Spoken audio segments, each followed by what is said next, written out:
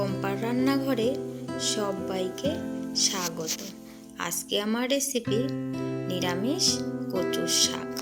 কচুর শাকগুলো আগে আমি কেটে ধুয়ে রেখেছিলাম। এগুলোকে একটা পাত্রের মধ্যে উনুনের মধ্যে বসিয়ে দিলাম।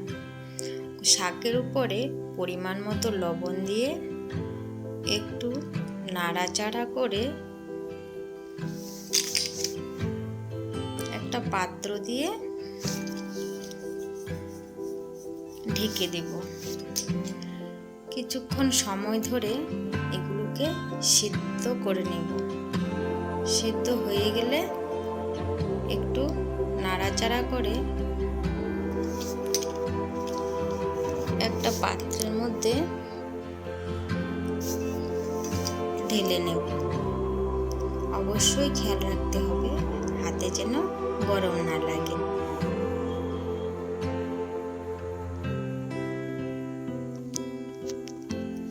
সবটা কচুর শাক ঢেলে জলটা ঝরিয়ে নিতে হবে। তারপর একটা কড়াই বসিয়ে দিলাম উনানের মধ্যে। কড়াইটা গরম হয়ে গেলে তার মধ্যে পরিমাণ মতো একটু তেল দিয়ে দিব।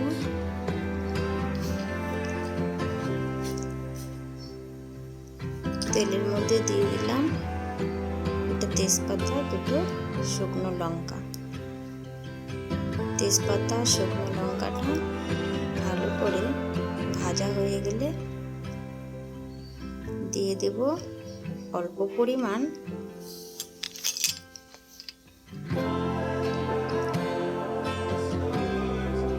পাঁচফোড়ন, আর তার সঙ্গে দেব কুচনো আদা।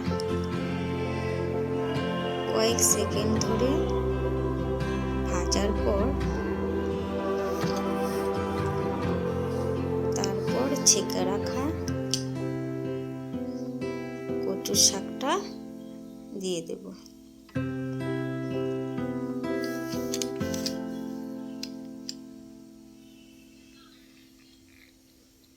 অল্প নাড়াচাড়া করে তার মধ্যে দিয়ে দিব পরিমাণ মতো লবণ,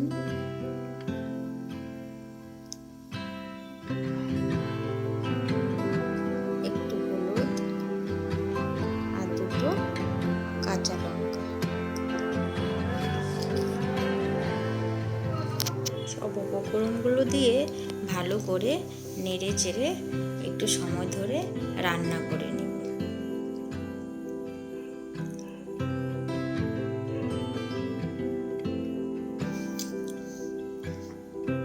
তারপর আমি আগের দিন রাত্রে ভিজিয়ে রেখেছিলাম ছোলা 100 গ্রাম মতো।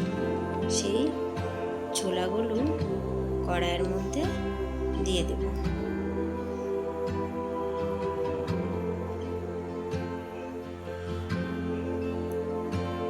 ছোলাগুলো দেওয়া হয়ে গেলে নাড়াচাড়া করে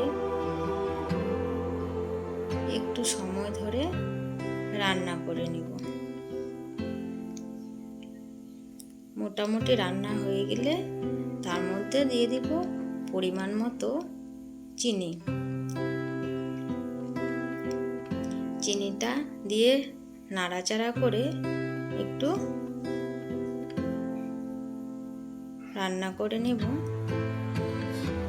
রান্নাটা প্রায় শেষের দিকে। এখন একটা পাত্রে ঢেলে নেব।